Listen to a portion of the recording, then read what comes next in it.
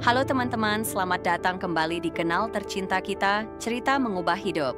Di sini setiap kisah bukan hanya untuk didengar, tapi untuk dirasakan mengguncang hati, membuka mata, dan membuat kita percaya bahwa keajaiban bisa datang dari mana saja.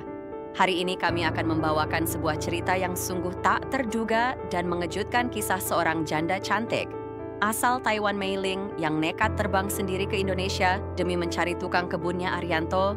Siapa sangka perbedaan status, usia, bahkan agama tidak menghalangi cinta mereka.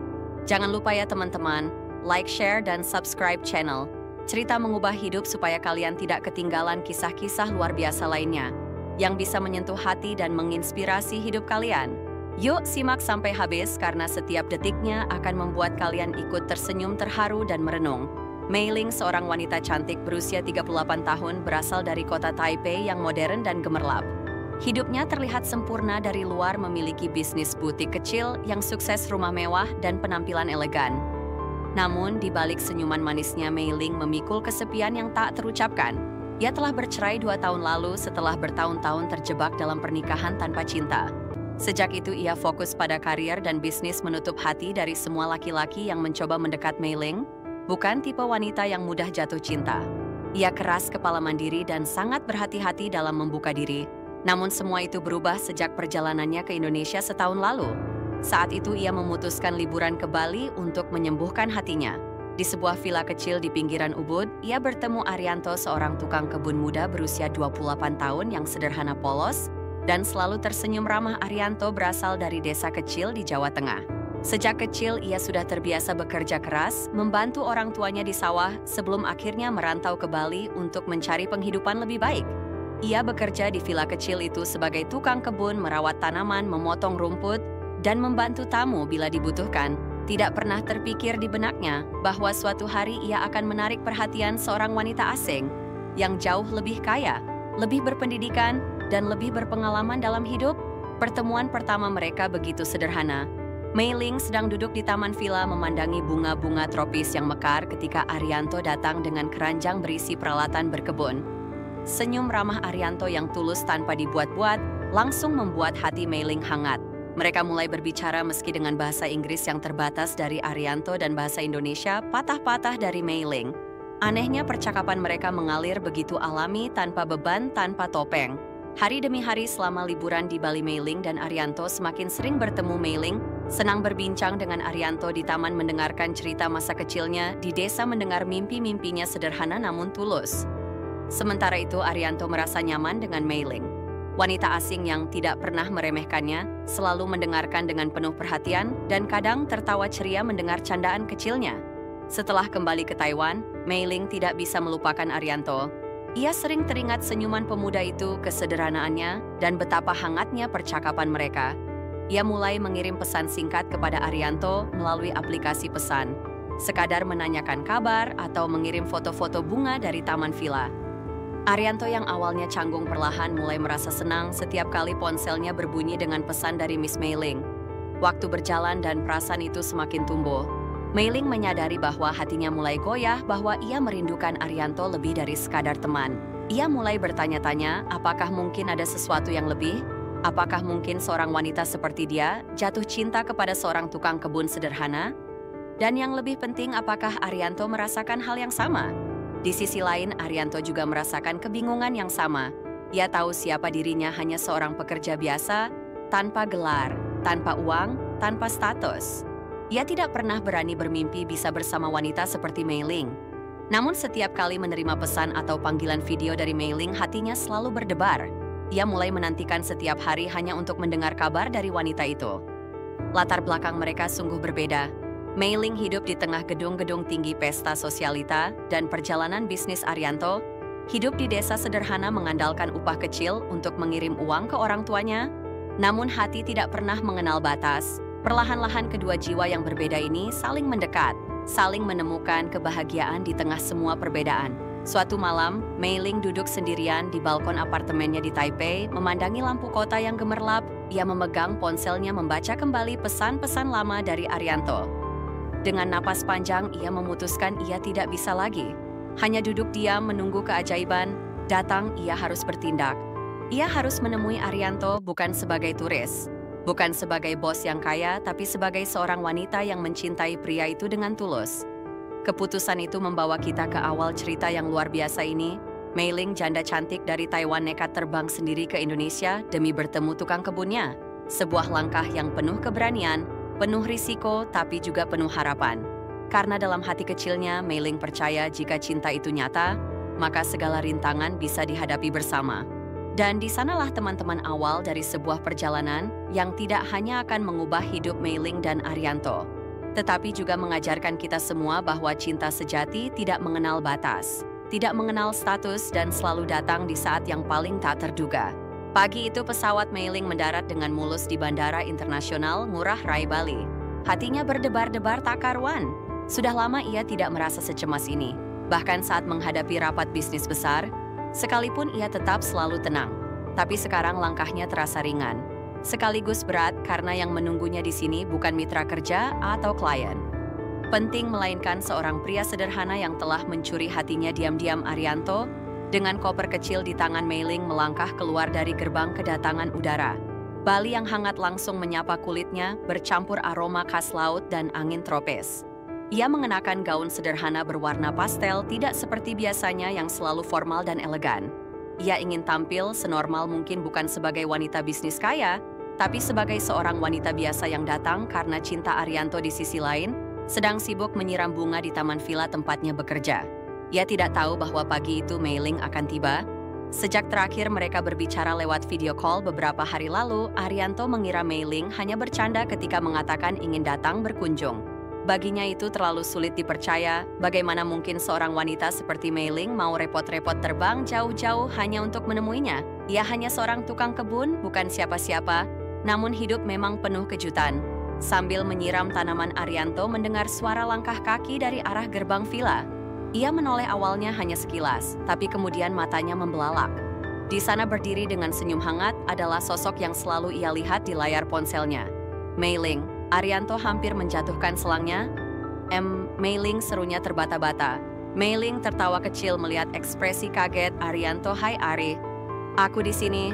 Suaranya lembut tapi cukup untuk membuat hati Arianto berdentum keras. Ia segera berlari kecil mendekat, masih tidak percaya. Kamu sungguhan datang, tanyanya dengan nada tak yakin. Mei Ling mengangguk sambil tersenyum. Aku bilang kan, aku ingin menemuimu. Aku tidak bercanda. Arianto merasa pipinya panas, wajahnya memerah. Ia cepat-cepat mengusap tangannya yang basah pada celana kerjanya, lalu mengulurkan tangan. Selamat datang di Bali. Maksudku selamat datang di villaku. Ucapannya terdengar canggung, tapi Mei Ling justru tersenyum makin lebar. Terima kasih Ari, aku senang bisa di sini lagi. Hari itu menjadi hari penuh kejutan untuk Arianto. Ia tidak hanya harus bekerja seperti biasa, tapi juga menemani tamu istimewanya Mei Ling. Mereka berjalan bersama di sekitar taman, mengenang kembali percakapan mereka dulu, tertawa saat mengingat bagaimana mereka saling salah paham karena bahasa, dan sesekali saling memandang dengan tatapan yang sulit dijelaskan. Arianto merasakan detak jantungnya tak pernah berhenti kencang sejak pagi, sementara Mei Ling merasakan kebahagiaan yang sudah lama hilang dari hidupnya. Di sore hari, Arianto mengajak Mei Ling ke sebuah warung kecil di tepi pantai. Tempatnya sederhana, hanya ada beberapa meja kayu dan payung jerami, tapi pemandangannya luar biasa indah. Matahari mulai turun memantulkan warna oranye keemasan di permukaan laut. Mei Ling duduk sambil melepas sandal, membiarkan kakinya menyentuh pasir hangat. Indah sekali, bisiknya pelan. Arianto memesan 2 porsi ikan bakar dan es kelapa muda. Saat makanan datang, Mei Ling sempat tertegun. Aku belum pernah makan di tempat seperti ini, katanya sambil tertawa kecil. Arianto merasa canggung. Maaf ya, tempatnya sederhana. Mei Ling cepat-cepat menggeleng. Tidak Ari, justru ini yang aku cari. Aku ingin merasakan duniamu, bukan hanya mengajakmu masuk ke duniaku. Kata-kata itu membuat Arianto tersenyum malu, tapi juga merasa hatinya hangat. Mereka berbincang panjang malam itu tentang mimpi, tentang hidup, tentang kesepian yang selama ini mereka rasakan. Arianto bercerita bagaimana ia selalu merasa tidak cukup untuk siapapun, sementara Mei Ling mengaku bahwa selama ini ia terlalu sibuk berlari, mengejar kesuksesan sampai lupa apa itu cinta sejati. Mereka tertawa bersama, saling menenangkan, dan tanpa mereka sadari, jarak di antara mereka semakin mengecil. Bukan hanya secara fisik, tapi juga secara emosional. Saat malam semakin larut, Arianto mengantar Mei Ling kembali ke vilanya. Mereka berjalan perlahan di bawah sinar bulan, sesekali diam tapi diam yang nyaman. Di depan pintu kamar mereka saling berpandangan. Arianto membuka mulut ingin mengatakan sesuatu, tapi akhirnya hanya mengangguk pelan. "Selamat malam, Mei Ling." Mei Ling tersenyum lembut lalu dengan berani mengecup pipi Arianto sekilas. "Selamat malam, Ari." Setelah itu ia masuk ke kamar meninggalkan Arianto yang berdiri terpaku dengan pipi merah. Merona pemuda itu memegang pipinya merasakan hangat yang tak bisa ia jelaskan. Dalam hati ia berbisik, apa ini nyata atau aku sedang bermimpi? Malam itu keduanya tidak bisa tidur. Mei Ling berbaring di ranjang sambil menatap langit-langit kamar mengenang semua momen hari itu. Dengan senyum tak lepas dari bibirnya. Sementara Arianto duduk di pinggir tempat tidurnya memandangi bintang di luar jendela, merasa hidupnya sedang memasuki babak yang sama sekali baru. Mereka tahu perjalanan mereka tidak akan mudah. Perbedaan bahasa budaya usia, bahkan status sosial mungkin akan menjadi rintangan besar. Tapi malam itu satu hal menjadi jelas. Mereka sudah saling memilih bahkan tanpa harus mengucapkan apa-apa. Malam berikutnya di villa suasana terasa sedikit berbeda. Arianto duduk termenung di taman belakang memandangi bunga-bunga yang baru disiramnya sore tadi. Ia memeluk lutut menekuk kepala mencoba mencerna semua yang terjadi. Hanya dalam satu hari hidupnya berubah drastis. Seorang wanita cantik dari Taiwan yang selama ini hanya ada di layar ponsel. Kini benar-benar hadir di hadapannya menghabiskan waktu bersama tersenyum padanya bahkan mengecup pipinya. Namun semakin ia memikirkan hal itu semakin besar pula rasa takut yang merayap dalam hatinya. Siapa aku sebenarnya, gumamnya pelan. Apa pantas aku berdiri di samping orang seperti dia?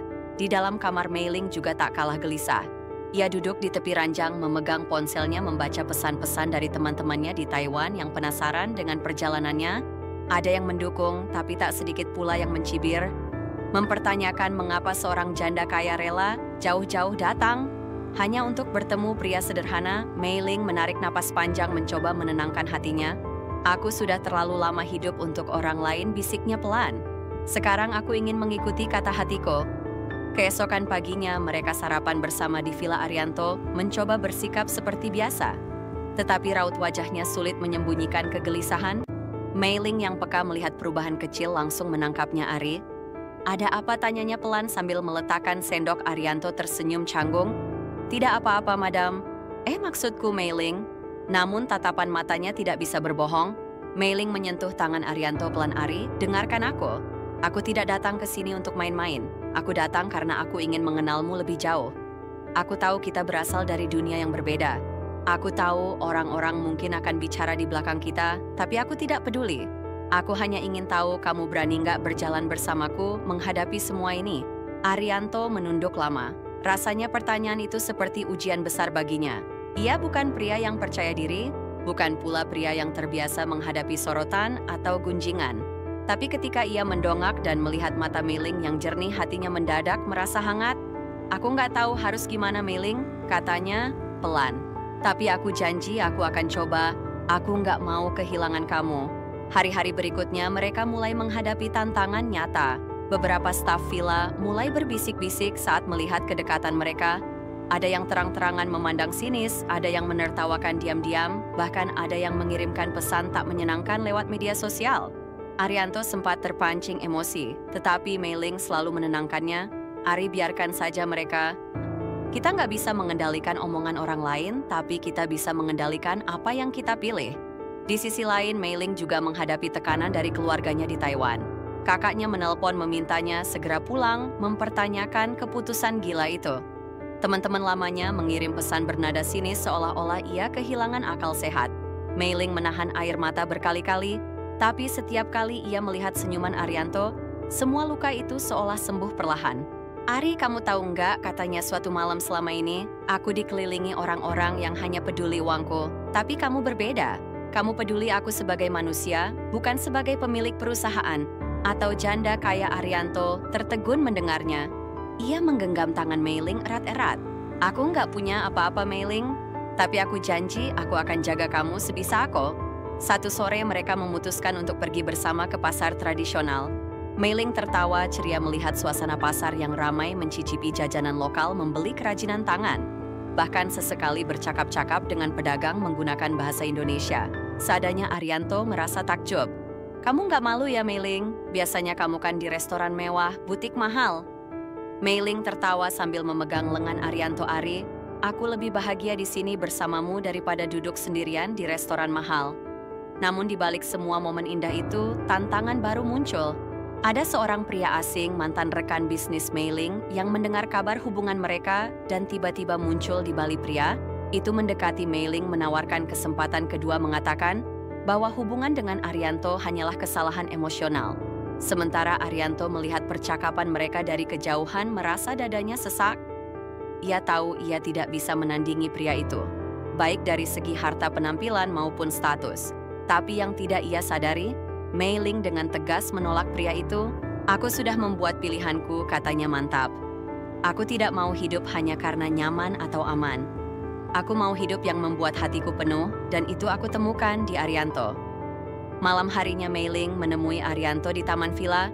Ia memeluk Arianto erat-erat, berbisik, Ari, aku tahu ini nggak mudah, tapi aku percaya sama kita. Aku percaya sama cinta kita. Arianto memeluk balik, merasa air matanya mengalir diam-diam. Untuk pertama kalinya dalam hidup, ia merasa benar-benar dipilih, benar-benar dicintai. Mereka duduk bersama di bawah langit malam, memandangi bintang-bintang yang bertaburan. Arianto berbisik pelan, kita bisa nggak ya lewati semua ini? Mei Ling menoleh tersenyum hangat. Bisa, Ari. Selama kita saling percaya, kita pasti bisa. Malam itu udara Bali terasa lebih hangat dari biasanya. Arianto berdiri sendirian di balkon villa, memandangi langit malam yang bertaburan bintang. Dalam hatinya, ia berjuang keras. Selama beberapa hari terakhir, terlalu banyak yang terjadi kehadiran Mei Ling, kedekatan mereka, dan kini bahkan munculnya mantan rekan bisnis Mei Ling yang mencoba merebut perhatiannya. Arianto bertanya-tanya dalam hati apakah dirinya cukup, apakah ia benar-benar pantas berdiri di samping wanita sehebat itu. Sementara itu di dalam kamar Mei Ling, duduk termenung. Ia memandang ponselnya yang terus berbunyi panggilan dari keluarga, pesan dari teman-teman lama, bahkan tawaran bisnis baru yang datang dari Taiwan. Semua itu hanya membuat hatinya semakin sesak. Ia sudah terlalu lama hidup di bawah tekanan orang lain. Kali ini ia ingin mengikuti hatinya, tapi ia tahu keputusannya tidak akan mudah diterima. Keesokan paginya, Mei Ling memutuskan untuk berbicara serius dengan Arianto. Mereka duduk di taman villa, hanya ditemani suara angin dan kicau burung. Mei Ling memegang tangan Arianto erat-erat, menatap matanya dalam-dalam. Ari, aku mau jujur, katanya pelan. Aku tahu hubungan kita akan menghadapi banyak tantangan. Aku tahu orang-orang akan mencibir, mungkin bahkan menghina. Tapi aku juga tahu satu hal, aku mencintaimu. Arianto menelan ludah, hatinya berdebar kencang. Mei Ling, kamu yakin, bisiknya? Aku ini siapa? Aku cuma tukang kebun biasa. Aku nggak punya apa-apa untuk kuberikan ke kamu. Mei Ling tersenyum hangat mengusap pipi Arianto pelan. Ari, kamu sudah memberiku hal yang tidak pernah aku temukan dimanapun, ketulusan kamu, mencintaiku apa adanya, bukan karena hartaku, bukan karena statusku. Dan itu lebih berharga dari semua yang aku miliki. Arianto terdiam lama, dadanya terasa sesak, matanya berkaca-kaca. Aku takut, Mei Ling. Aku takut mengecewakanmu, takut tidak bisa melindungimu. Mei Ling menggenggam tangannya lebih erat. Aku tidak butuh kamu untuk jadi pelindungku, Ari.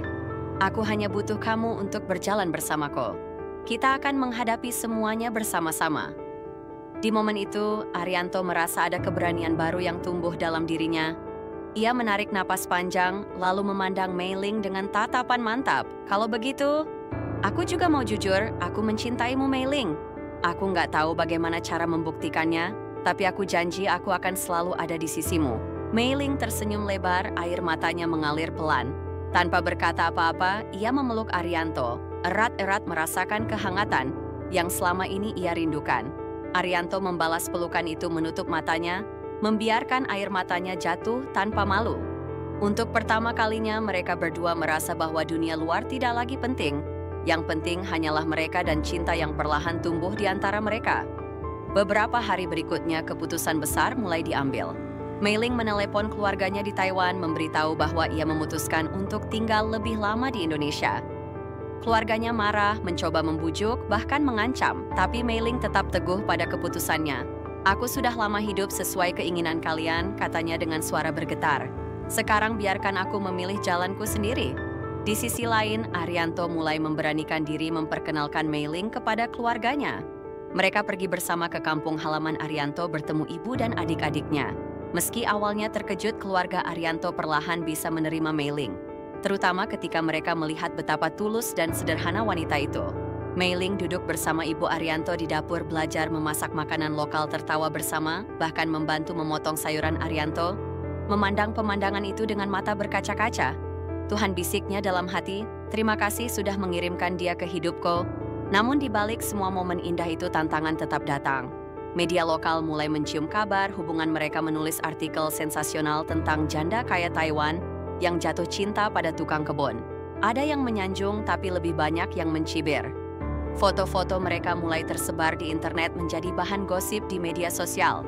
Arianto sempat terpukul, merasa terpojok, tapi Mei Ling selalu menenangkannya, memeluknya erat dan berkata, "Ari, mereka boleh bicara apa saja, tapi yang tahu isi hati kita hanya kita sendiri." Pada suatu malam yang tenang, Arianto mengajak Mei Ling berjalan-jalan di tepi pantai. Mereka duduk di pasir memandangi ombak yang bergulung pelan. Di bawah cahaya bulan, Arianto memandang Mei Ling dalam-dalam, lalu mengeluarkan sesuatu dari sakunya, sebuah cincin sederhana yang ia beli dengan tabungannya sendiri. Mei Ling, katanya dengan suara bergetar, "Aku nggak punya banyak. Aku nggak bisa janji akan memberimu kehidupan mewah. Tapi aku janji akan mencintaimu sepenuh hati seumur hidupku. Mau nggak kamu menikah denganku?" Mei Ling terkejut, menutup mulutnya dengan tangan, air matanya mengalir tanpa bisa ditahan.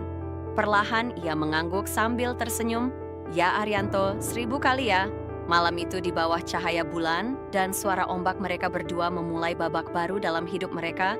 Babak di mana cinta, keberanian, dan kepercayaan menjadi pondasi segalanya. Sebuah kisah yang tak pernah mereka bayangkan, tapi kini menjadi kenyataan indah yang siap mereka jalani bersama. Pagi itu matahari Bali menyapa dengan sinar keemasan yang lembut. Suara ombak terdengar tenang, seolah alam pun merayakan sebuah awal yang baru. Di sebuah villa kecil yang kini menjadi rumah mereka, Arianto dan Mei Ling duduk berdampingan di beranda menyesap teh hangat sambil memandangi halaman yang hijau. Halaman yang dulu hanya berisi kebun biasa, kini telah berubah menjadi taman cinta. Hari pernikahan mereka berlangsung secara sederhana, jauh dari gemerlap pesta kaum elit. Tidak ada tamu undangan dari kalangan selebritas, tidak ada gaun rancangan desainer terkenal. Hanya ada keluarga Arianto, beberapa sahabat dekat, dan seorang pendeta desa yang memimpin upacara suci itu.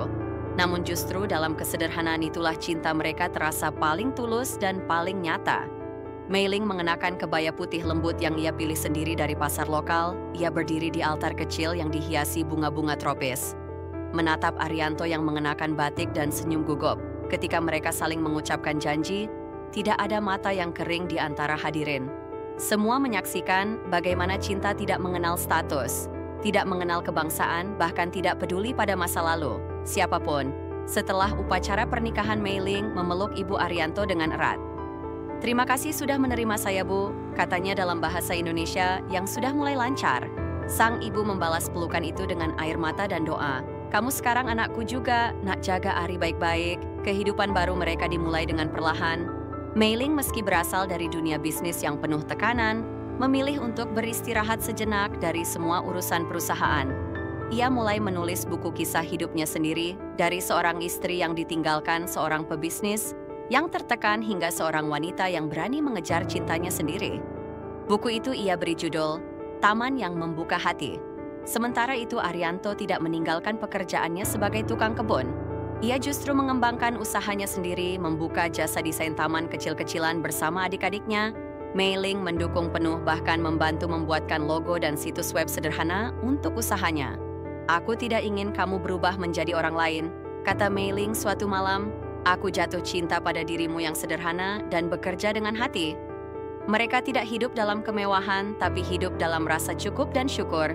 Setiap pagi mereka merawat taman bersama. Setiap sore mereka duduk membaca buku, saling berdiskusi tentang impian. Dan setiap malam sebelum tidur mereka saling mengucapkan kata-kata yang sama. "Terima kasih karena telah memilihku." Namun hidup tentu tidak selalu mulus. Beberapa media masih terus menyoroti hubungan mereka. Ada yang menyebut pernikahan mereka sebagai sensasi, ada yang menuduh Arianto sebagai pria oportunis. Tapi mereka sudah terlalu kuat untuk goyah oleh kata-kata orang.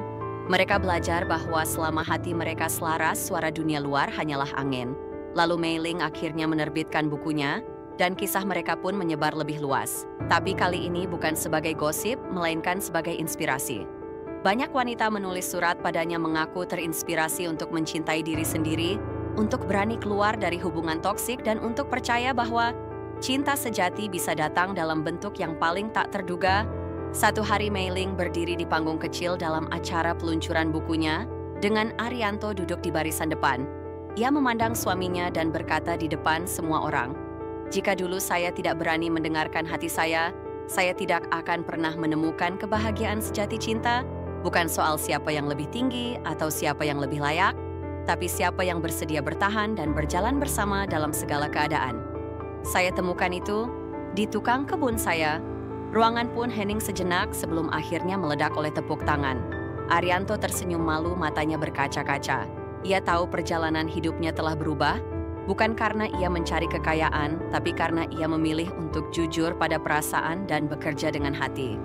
Kini setiap kali mereka berjalan bersama di taman yang dulu mempertemukan mereka, ada rasa syukur yang tak pernah habis dalam dada mereka. Ternyata Tuhan punya cara yang ajaib untuk mempertemukan dua orang yang begitu berbeda, kata Arianto. Mei Ling menggenggam tangannya dan menjawab, "Dan taman ini adalah awal segalanya." Dengan senyum dan cinta di hati mereka pun melangkah maju, siap menghadapi hari esok bersama. Beberapa bulan setelah pernikahan mereka, kehidupan Arianto dan Mei Ling semakin stabil. Mereka membiasakan diri dengan ritme baru pagi-pagi. Arianto pergi ke kebun atau menemui klien untuk proyek taman sementara. Mei Ling mulai sibuk dengan aktivitas sosial di komunitas lokal, membantu para wanita desa belajar keterampilan kecil seperti menjahit, membuat kerajinan tangan, bahkan belajar bahasa asing. Mei Ling, yang dulu hanya mengenal gedung pencakar langit, ruang rapat, dan perjalanan bisnis, kini menikmati hidup yang sederhana. Ia belajar menyapu halaman, memasak makanan Indonesia yang sederhana seperti sayur lodeh atau nasi goreng, bahkan kadang membantu Arianto menyusun pot tanaman. Setiap malam mereka duduk berdua di teras mendengarkan suara jangkrik, saling berbagi cerita tentang apa saja yang terjadi hari itu. Sementara itu, keluarga Arianto semakin sayang kepada Mei Ling. Sang ibu sering memanggilnya anakku dengan penuh kehangatan. Tetangga-tetangga yang dulu hanya berbisik-bisik penasaran, kini mulai melihat betapa tulusnya hubungan mereka. Bahkan anak-anak kecil di kampung sering berlarian ke rumah mereka hanya untuk melihat Ibu Mei yang selalu tersenyum ramah dan kadang memberi permen. Namun bukan berarti semuanya selalu mudah. Beberapa tantangan tetap datang, salah satunya adalah perbedaan bahasa. Meski Mei Ling sudah belajar bahasa Indonesia dengan giat, tetap saja kadang ada kesalahpahaman lucu yang terjadi. Suatu hari ketika Arianto memintanya membeli daun salam untuk masakan, Mei Ling malah membawa pulang daun jeruk.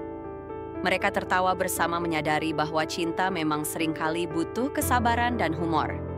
Tantangan lainnya datang dari dunia luar. Ada orang-orang yang masih mempertanyakan niat mereka.